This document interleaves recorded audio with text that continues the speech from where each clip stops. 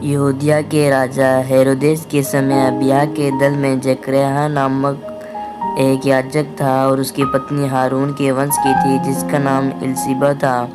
वे दोनों परमेश्वर के सामने धर्मी थे और प्रभु की सारी आज्ञाओं और विधियों पर निर्दोष चलने वाले थे।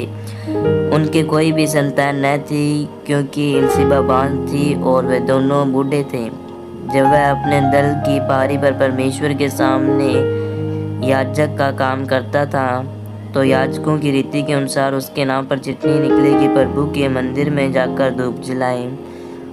धूप जलाने के समय लोगों की सारी मंडली बाहर प्रार्थना कर रही थी। उस समय प्रभु का एक स्वर्गदूत धूप की वेदी की दाहिनी ओर खड़ा हुआ उसको दिखाई दिया।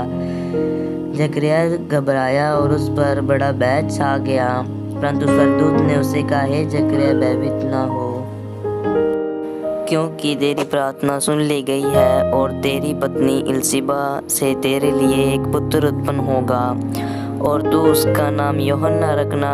तुझे आनंद और हर्ष होगा और बहुत लोग उसके जन्म के कारण आनंदित होंगे, क्योंकि वह प्रभु के सामने महान होगा और दाखरस और मदिरा कभी न पिएगा और अपनी माता के गर्भ ही से पवित्र आत्मा से परिपूर्ण हो जाएगा और इस्राएलियों में से बहुतेरों को उनके प्रभु परमेश्वर की ओर फेरेगा।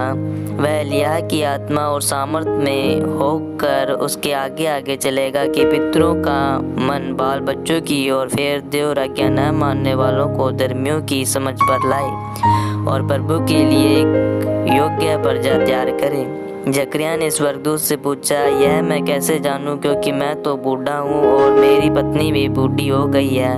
स्वर्गदूत ने उसको उत्तर दिया, मैं जिब्राइल हूँ जो परमेश्वर के सामने खड़ा रहता हूँ और मैं तुझसे बातें करने और तुझे यह सुसमाचार सुनाने को भेजा गया हूँ। देख, जिस दिन तक ये बातें पूरी न हो ले उस दिन तक तू मौन रखेगा और बोल न सकेगा, इसलिए कि तूने मेरी बात की जो अपने समय पर पूरी होगी प्रीति न की।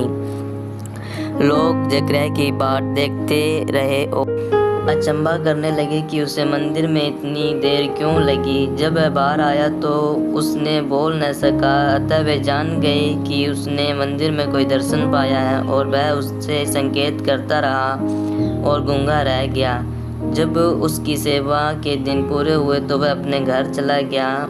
इन दिनों के बाद उसकी पत्नी एलीशिबा गर्भवती हुई 5वें महीने तक अपने आप को यह कह के छिपाए रखा, मनुष्यों में मेरा अपमान दूर करने के लिए प्रभु के इन दिनों में कृपा दृष्टि करके मेरे लिए ऐसा किया है।